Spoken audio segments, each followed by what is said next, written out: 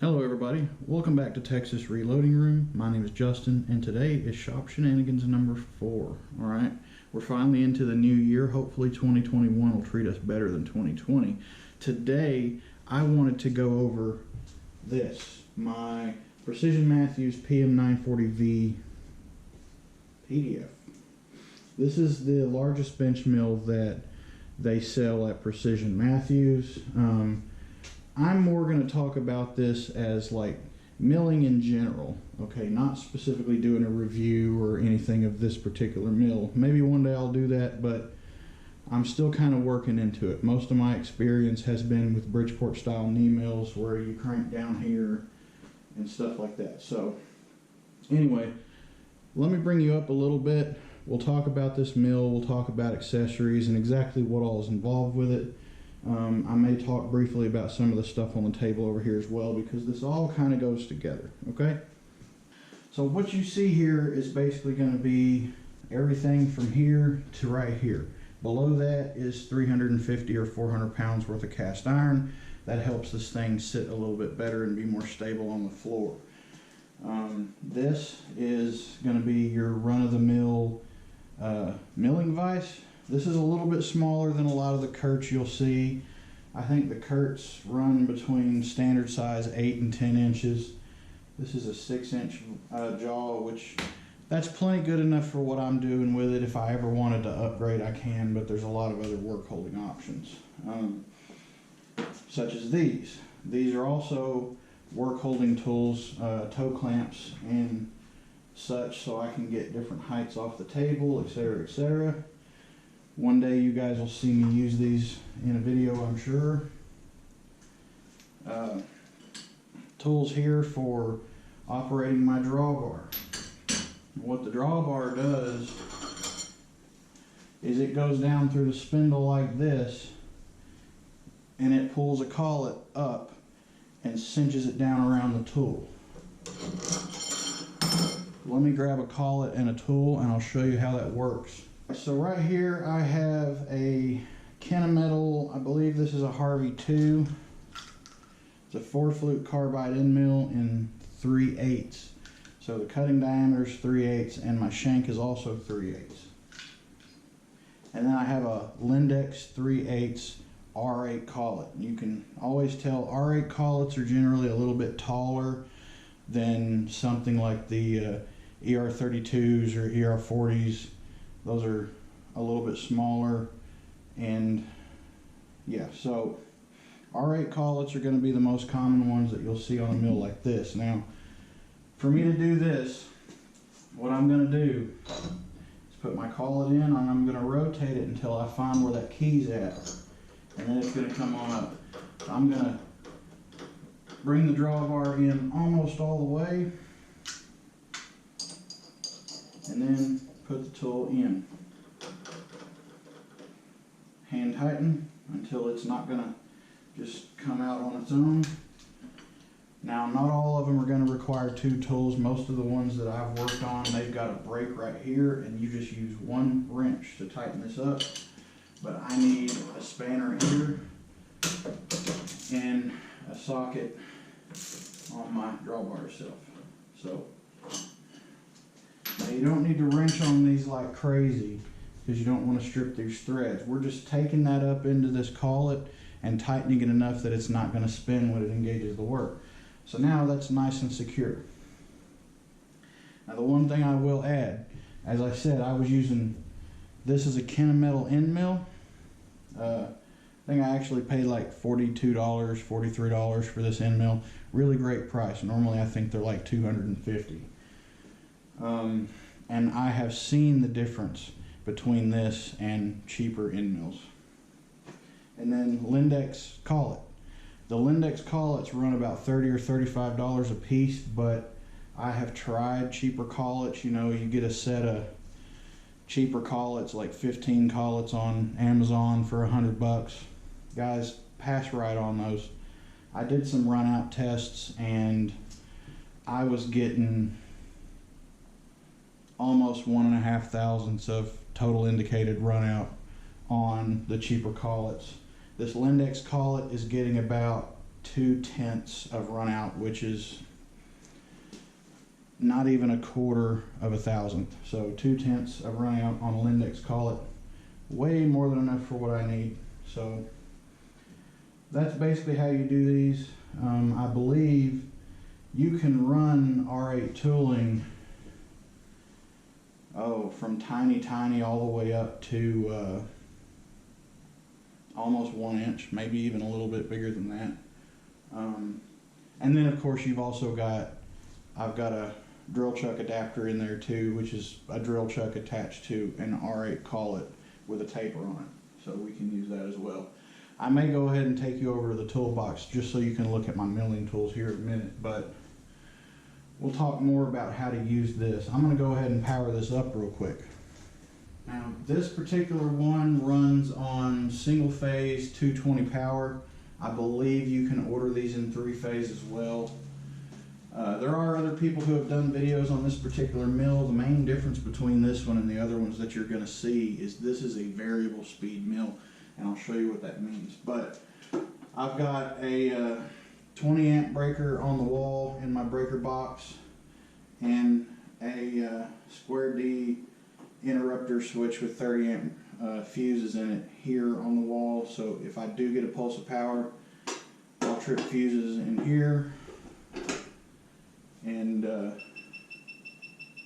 I can also turn it off and lock it out if somebody else is coming into my shop and I don't want to mess around with it. So as you can see, it is on. So over here we've got our control panel, and then over here I've got my DRO. This is a 3-axis DRO. It'll read on X, which is this direction here. It'll read Y, which is this direction, and then Z is going to be where the head moves up and down. On a traditional knee mill, this assembly here would move up and down, but the rail for that movement is in the same place. We're just moving a different component. Now this mill does weigh almost a ton, so it's a lot more stable than some of the smaller ones that you might buy. I haven't had any trouble out of it yet. Now the biggest difference, the only thing I don't really like about, well, there's 2 things that I don't like about this mill. Number one, I'm used to having a standard quill over here, pull down. This has 2 arms. Now, for me to fine control this, which is what I have to do if I want to have accurate Z measurement, I have to pull these out and use this. And I have a quill DRO right here. I don't like that. And the reason that you've got to do that, so as I said, on a standard knee mill, you're going to have a crank down here, and it's going to have a dial, I believe, that reads 200 thousandths at a time. So one turn is I think those dials read 100 thousandths. So one turn is 100, another turn is 100. On this one, that crank is over here, and there are no graduated measurements. So let's say I did want to crank this head up and down. I can't see my DRO and operate this at the same time. So I'm calling that a considerable design flaw. So keep that in mind if you're looking at one of these. Do not expect to get accurate head movement to the 1,000th or even the 10,000th in this case up and down on your Z-axis. Okay, now Y-axis, X-axis, yeah, I have cranks on here that read 100 thousandths per turn. So if I'm right here on 0, let's say, and I move it back to 0 again, let me zero this out because I haven't actually tested this. All right, I'm on 0. Let's move to 0 again. We're at 99 thousandths and 4/10, so 99.5 thousandths. And this thing's very touchy. But another thing I want you to pay attention to. Watch. Let me bring you closer. So I've been turning this to the right, all right? Now watch what happens if I turn it to the left. There's this much free play in this, so when you're milling, you have to be aware of that.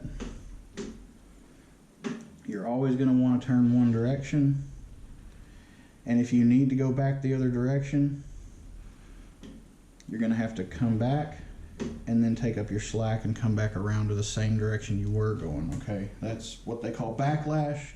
This is a brand new mill. It's present in a brand new mill. If these did not have any backlash at all, the screw and the ways would be too tight for you to actually move them at all. So just a little education on backlash there. Fortunately, backlash is not something that I have to deal with whenever I'm using this mill because I do have the DRO.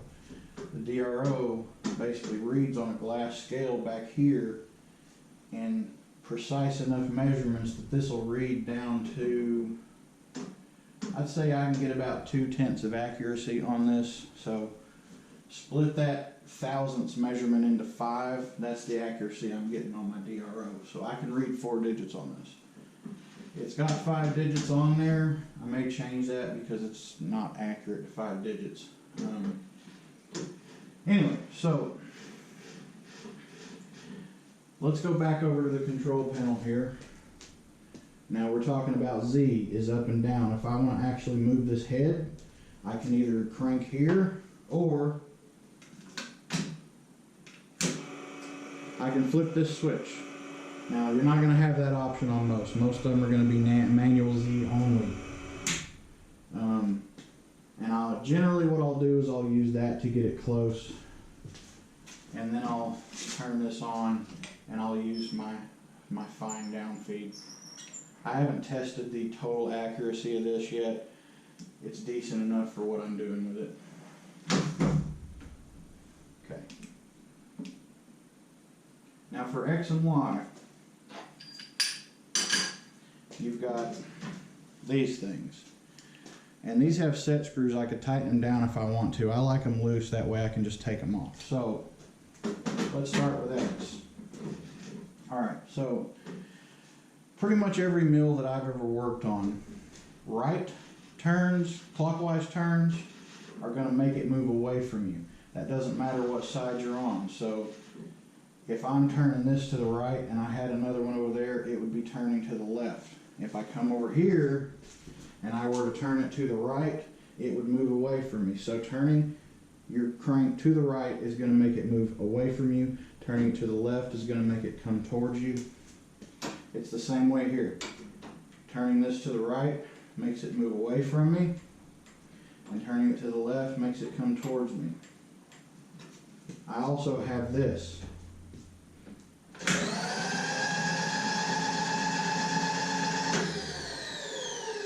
It's not precise. I use it mainly for doing facing passes and stuff like that, but it's definitely helpful to have this crank, especially if I'm doing like face milling with a fly cutter where it has to go really slow, because you know I can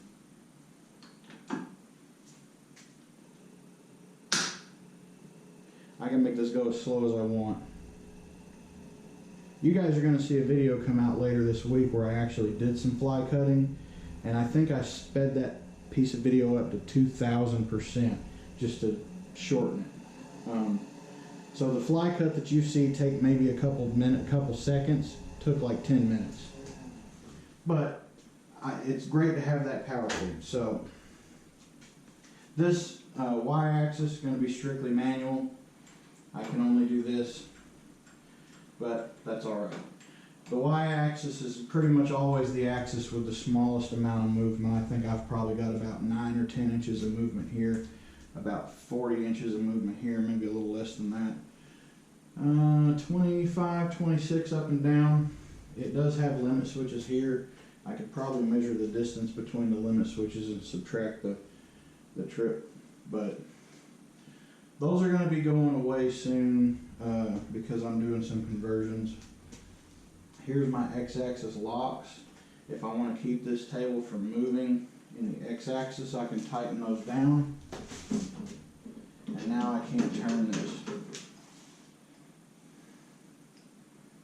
Y-axis locks are down here. There's two there, and I have Z-axis locks here, but I leave those alone because I have found if I tighten these, it adjusts the tram, the head nod on my mill, and this one doesn't have an adjustable head nod. When I was setting it up, I actually had to shim back here underneath the column to get the nod trimmed in properly. So there is that. Now, let me show you how this thing actually runs. I'm going to go ahead and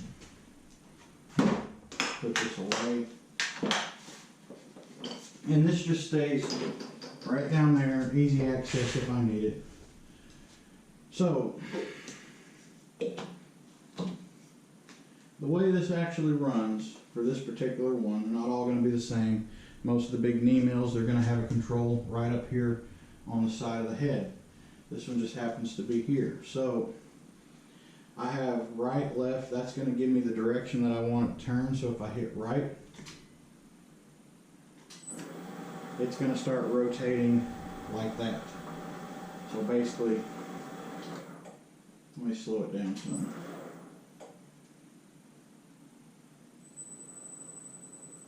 So if you were looking at this from underneath, it would be turning counterclockwise, okay?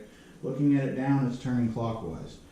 And this is going to be the direction that you're always going to want to cut with one of these end mills because that's the direction they're fluted.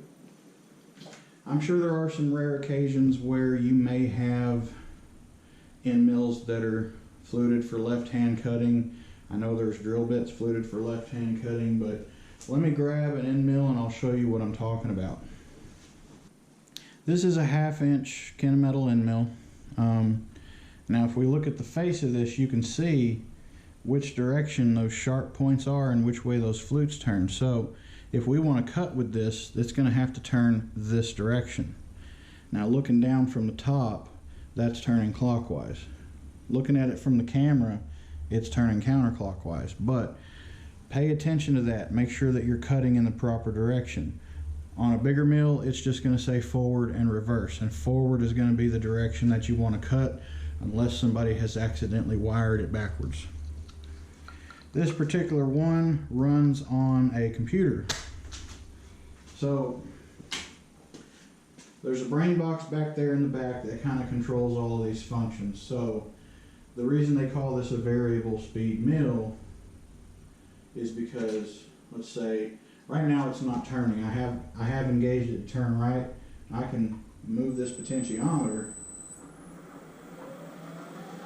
until I get to the speed that I want to run.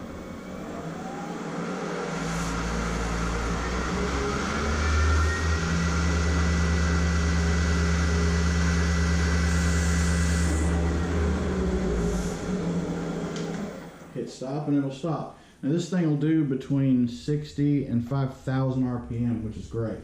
I never run it that fast. 5,000 RPM is kind of a CNC speed, but you also have to take into account the speed that's ideal for the tooling that you've got. Smaller tools, generally you can run those faster. Larger tools you want to run slower because they're taking a larger chip load over the same amount of travel, etc., etc. Do some research on that. It's the speeds and feeds thing. Just look up feeds and speeds. Speeds and feeds. So, one thing I would recommend, don't run your spindle without a tool and a collet. Always keep your spindle loaded with a tool and a collet if you're going to run it, even just to check the speed. Now, this particular one is powered by a VFD motor. That's a variable frequency drive. That's up here. Basically, you alter the amount of current that goes to this and it alters the speed. Now, attached to that is a belt. I've got two different belt settings on here. So the low speed will go down roughly 100 to 1650, and on the higher belt speed it'll go up to 5,000. Now, I am set on that higher spindle speed, but watch.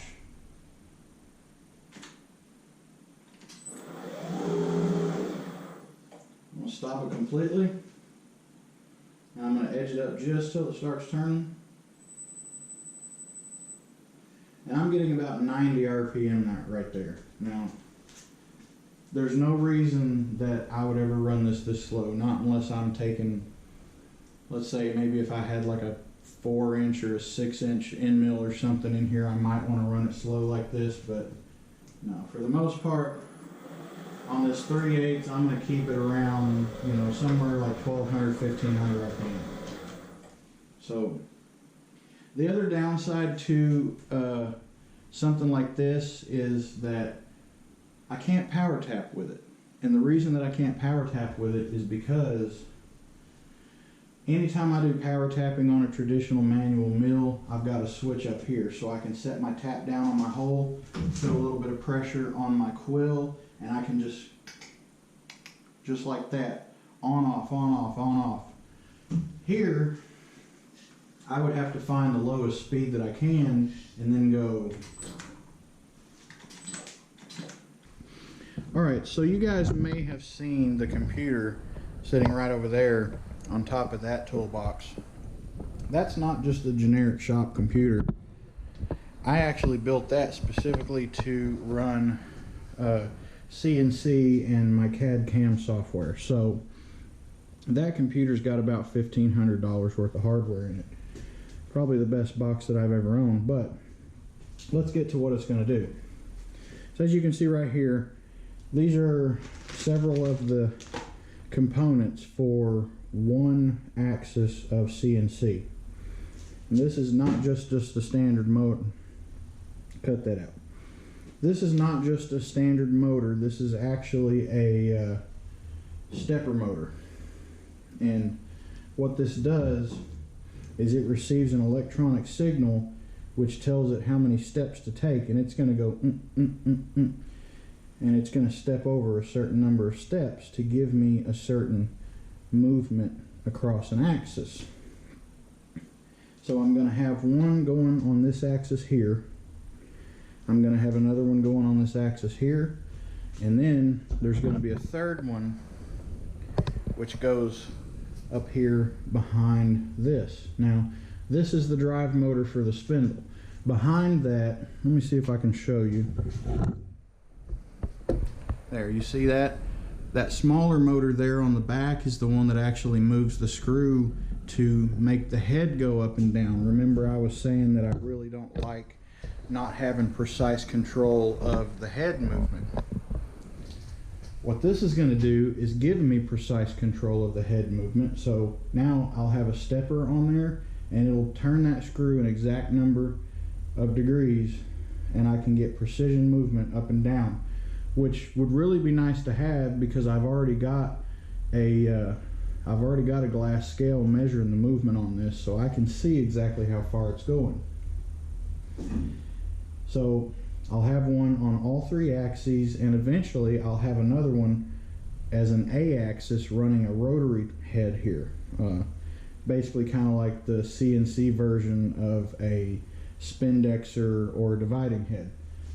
So there will be a chuck here, kind of like a lathe. There will be a tailstock here. Basically what that'll allow me to do is, if any of you have ever seen a fluted barrel, having a 4-axis CNC will allow me to do a fluted barrel, because while this axis is moving this direction, this axis will be spinning, and so I can get a nice curved barrel flute versus the straight flutes that you see most guys cutting with manual mills. And that's going to come with time. I've got a little more hardware before I can get into that, but I'm planning ahead. The breakout hardware that I'm buying does support 4-axis, which is good. Anything more than 4-axis, and I would just be better off buying a dedicated CNC machine like a Haas VF6 or something like that. Okay, so let's lay out the order of operations on this real quick. Now, I haven't built one of these before, but I've done a little bit of research into it, and I'm pretty sure this is how it works. So, the first thing that we've got our stepper motor. And the stepper motor is basically going to be wired into this drive, and the drive is going to be wired into this. I believe they might both be wired into this. So this is the power supply, this is the driver, DM860A, stepper motor, and then we've got a cable that connects to this board. And this board is going to send and receive information from our actual CNC controller board that connects to the computer. So this computer is used for not only intended the CNC stuff, but I also use this for video editing and yeah, general desk stuff too. But let me show you the specs here. We'll run a DirectX diagnostic. Windows 10 Home 64-bit. We're running a Ryzen 7 8-core processor at roughly 3.6 gigahertz. 64 gigs of RAM. DirectX 12. My display adapter is a Radeon RX 570 with 8 gigabytes of RAM. That's 64 gigs of RAM too. That's also some of the fastest RAM that I could get. So one of the things that I like about this is that I can actually do video editing and rendering in a very quick manner. I use DaVinci Resolve. I like DaVinci. DaVinci has a free version for those of us who can't afford to spend money on things. And that's what I use to do the video editing. I use Fusion 360 for my CAD CAM work because not only is it much more user-friendly than something like Mastercam or some other varieties, the full version of this is also free under some circumstances. If you're a small business that's relatively new to this and you make under a certain amount of dollars every year, you can get Autodesk Fusion 360 for free. Here we are in Fusion 360 now. You're basically seeing a blank slate, but what I can do is come over here, and Fusion 360 stores in the cloud if you want it to. You can save local files or whatever, it stores in the cloud. So if I come in here and now here's something that I programmed when I was doing my schooling. If you guys watch Titans of CNC, you'll see this part. This is the Titan 1M. It's probably the first part that you make in CNC. And so I can pick any, I can even freestyle it if I want to. So now that's all just modeling. This is basically going to be different sketches extruded here and there, cut out, etc., etc. You can see it even shows us these are threaded holes. This is at the design stage. Now if I come over here to manufacture, I have a setup with tool paths to actually cut this. So check this out. Let me generate and I'll simulate it. Okay, so see here it's showing me a raw block of metal. Let's watch it from this angle here. Come on.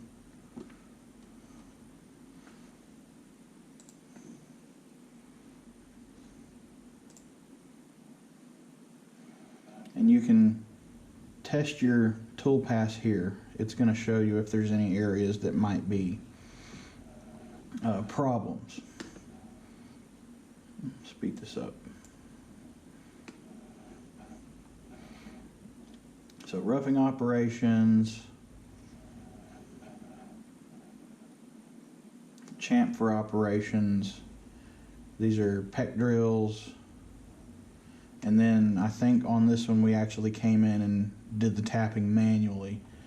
Could have power tapped it, but I did the tapping manually. This was the first CNC project I ever cut, so it's basically what that is. And then what else was I going to say?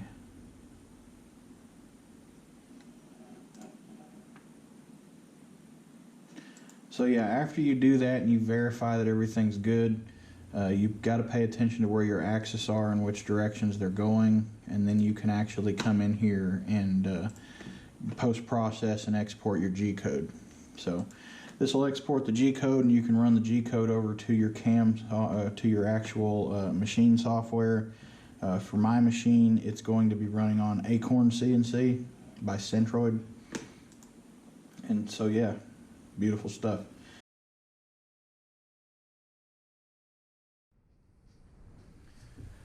Alright, so that's just kind of a brief glimpse into the milling machine side of things, what I do with it, what I have planned for it. I'm really excited about getting these CNC conversions done. It's going to make a lot of stuff in here more streamlined.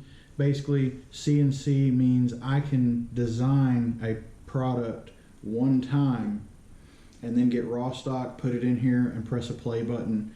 And the machine does all the work for me. While the machine's doing the work, I can be over here on my bench. Instead of turning dials, I can be working on something else while my machine makes me money. And that's the main thing. Guys, if you're gonna own machines, you gotta make the machines work for you. Don't have the machines just sitting there idle. Have the machines working, make parts, etc., etc. If you're not making money with your machines, then why do you have your machines? So, I hope you enjoyed this video, guys. As always, if you have any questions about what we talked about today, leave those down in the comments box below. I'll do my best to answer them. If you like the material that I'm putting out, go ahead and subscribe to the channel, guys. We're getting really close to hitting 1,000 subscribers. 1,000 subscribers is the point where I can finally monetize my channel. And granted, with the type of channel I am, some of the videos that I put out, they might not be able to be monetized. But for example, a video like this one, I can monetize this no problem. I appreciate your support. Thank you so much for watching. I'll see you on Tuesday or Wednesday with another video, guys, and then we'll see you again Sunday after that. Have a great weekend.